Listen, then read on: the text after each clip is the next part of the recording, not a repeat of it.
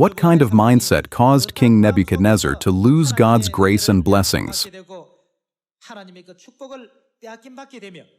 What led to him being stripped of his glorious throne? Let us take a look at the book of Daniel chapter 4 verse 29. 12 months later, as the king was walking on the roof of the royal palace of Babylon, he said, "Is not this the great Babylon I have built?" He said, "I have built." We really have to be careful about this. "I have built as the royal residence, by my mighty power and for the glory of my majesty."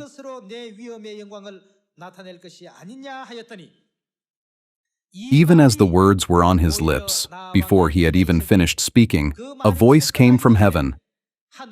"This is what is decreed for you, King Nebuchadnezzar. Your royal authority has been taken from you." Because he became proud and boasted, "I have built this," God instantly took away all the glory, power, and authority that King Nebuchadnezzar had enjoyed. Consequently, he became like a wild beast and lived like an animal for 7 years, drenched by the dew of heaven among the grass of the field. After living like a beast, he eventually realized, all these things come from God. A frail human being like me can become like an animal in an instant. Wisdom and understanding can disappear in a moment. What a great mistake it was to think that I had accomplished all this on my own. Once he realized this truth, God gradually restored his wisdom. Thus, the appointed period of 7 years came to an end. Verse 34. At the end of that time, I, Nebuchadnezzar, raised my eyes toward heaven, and my sanity was restored. Then I praised the Most High. I honored and glorified him who lives forever. His dominion is an eternal dominion. His kingdom endures from generation to generation.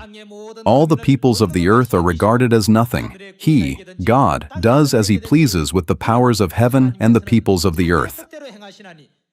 No one can hold back his hand or say to him, "What have you done?"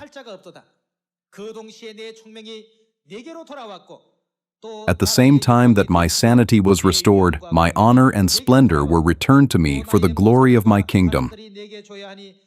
My advisors and nobles sought me out, and I was restored to my throne and became even greater than before. Now I, Nebuchadnezzar, praise and exalt and glorify the King of heaven, because everything he does is right and all his ways are just, and those who walk in pride, he is able to humble. He even realized this. Here, Nebuchadnezzar resolved, I must never become arrogant again. I must never harbor a proud heart. He came to embrace a humble mindset.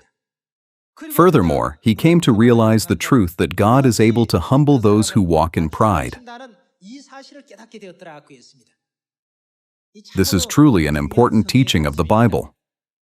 We must never become proud like Nebuchadnezzar and lose our wisdom and understanding.